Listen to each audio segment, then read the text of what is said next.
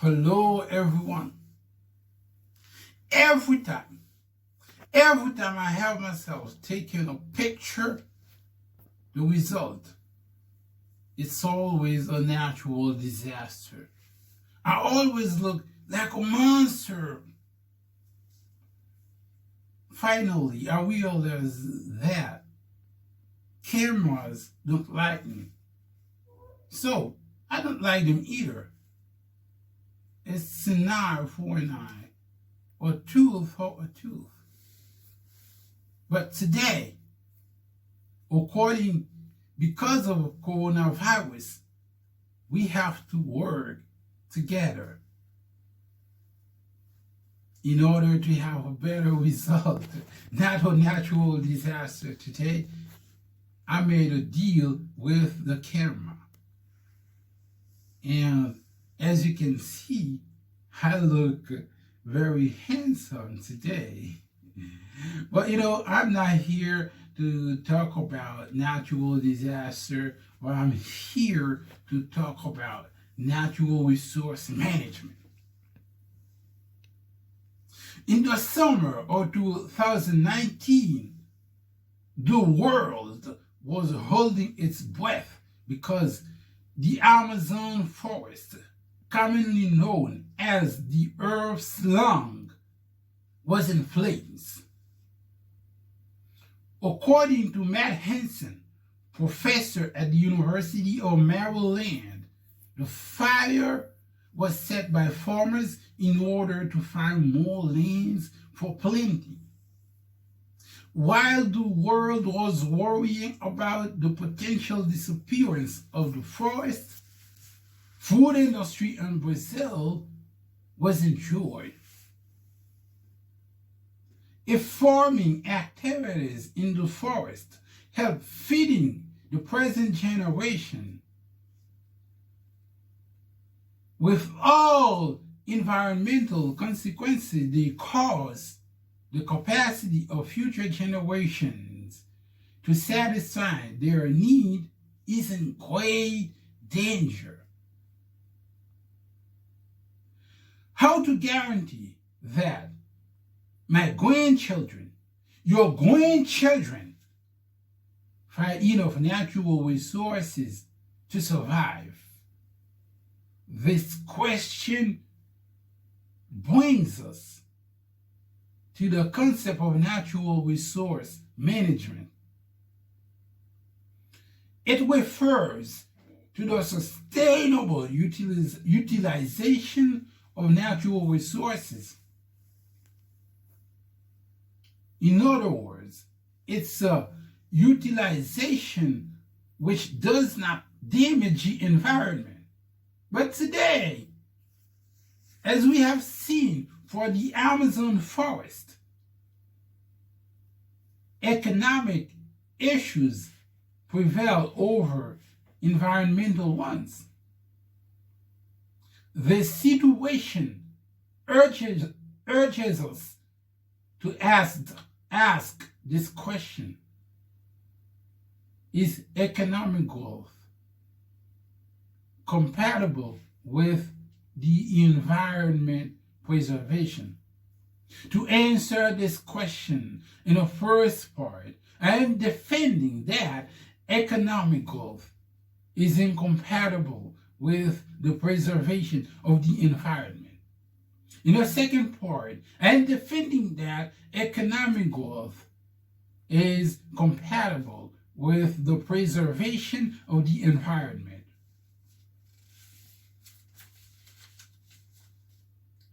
From the beginning of the 1970s, multiple studies warned of the dangers posed by the desire to favor economic growth as a factor of progress. The Meadows Report, published in 1972 under the title "Stop Growth," highlights the ecological limits of the productive system of developed countries. Our first limit relates to the overexploitation of natural resources. The productivist model can result in the extinction of certain species of animal. For example, overfishing of tuna in order to meet growing demand risks destroying certain species of this fish. Non-renewable resources such as oil are also affected by growth, as the available reserves are increasingly reduced. The development of industrial production for more than 2 countries has caused the pollution that contributes to global warming itself due to greenhouse gas emission.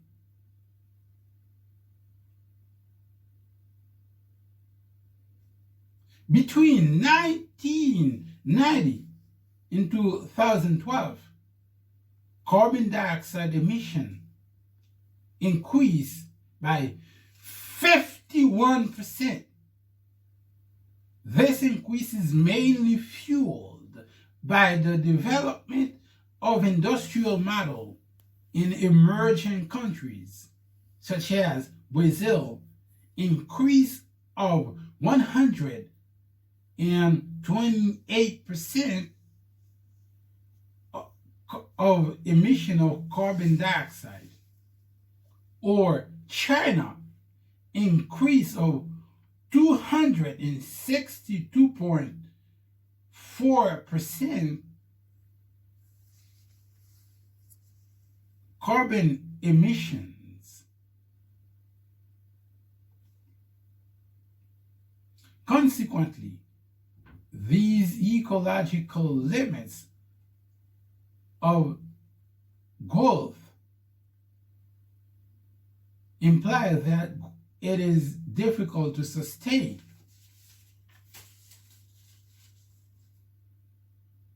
The harmful effects of growth gave rise in the 1980s to the definition of the concept of sustainable development by the Brundtland Commission. Sustainable development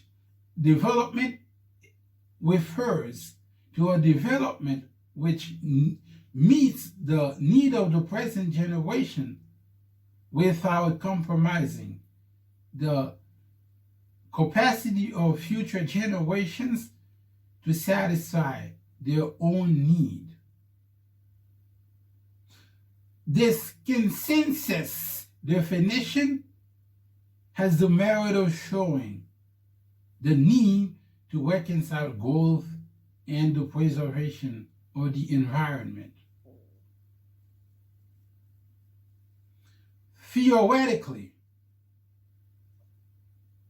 economic analysis shows that 4 types of capital are necessary to ensure the well-being of populations: physical, natural, human, institutional.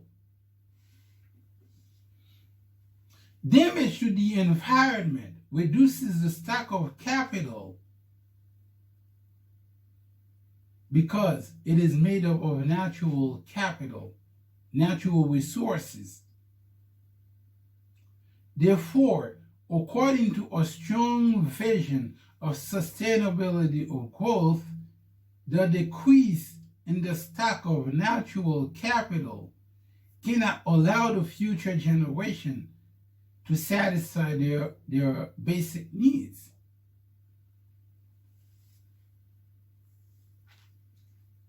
If we consider only these arguments mentioned above, we can affirm that economic growth is incompatible with the preservation of the environment. But in a different perspective, we can say that economic growth is compatible with the preservation of the environment.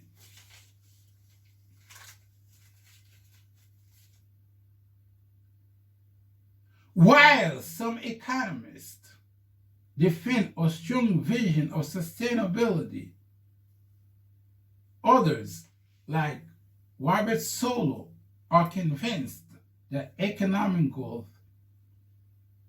is possible to maintain while preserving the environment.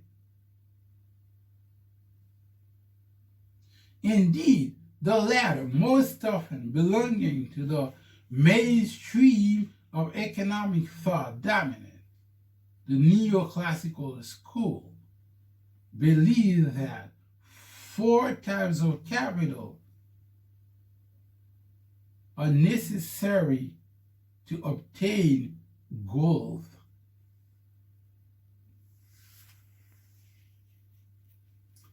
If the loss of natural capital is compensated by greater technical and human capital, the overall level of capital necessary to maintain growth at a high level is sufficient. Rising corporate profits allow them to finance innovations aimed at curbing the loss of natural capital to ensure a sustainable development.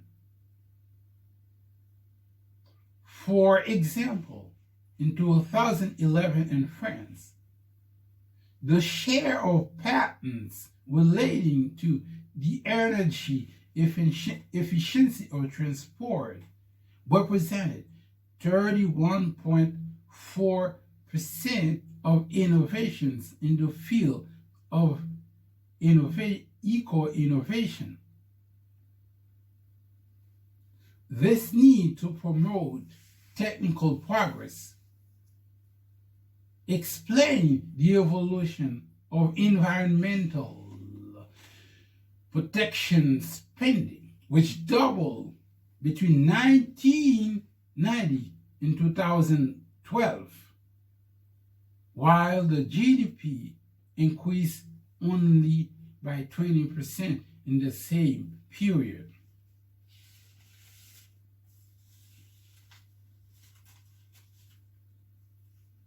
To support growth while preserving the environment, governments possess 3 instruments.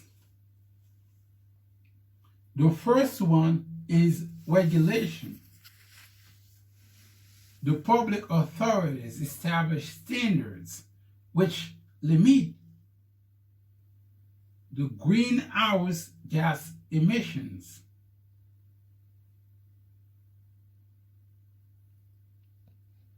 Failure to comply to standards expose economic agents to financial sanctions. The second one is internalization of externalities. The principle is to make the agent bear the cost of pollution for which he is responsible. The third one, and the last, is emission allowance markets. The governments set up emission allowance markets. These markets grant companies the right to pollute for a certain numbers of years in exchange of money.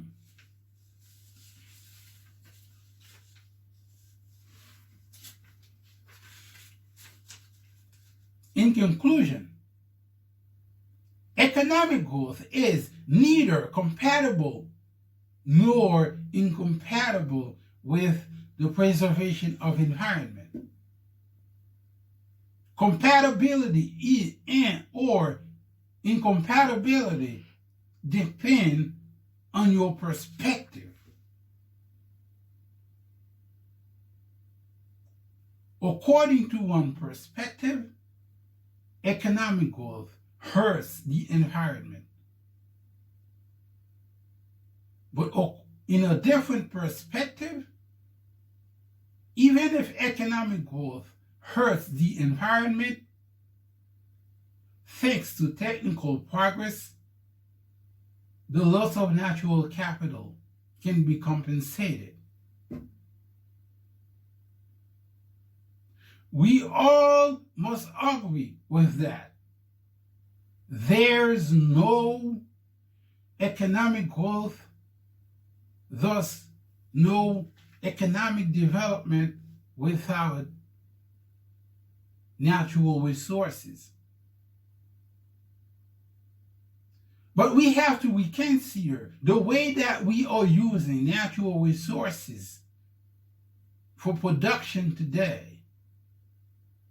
Because technical progress can help us produce non-renewable resources that are vital to our productive system faster. Thanks for your attention. I'm waiting for your question now.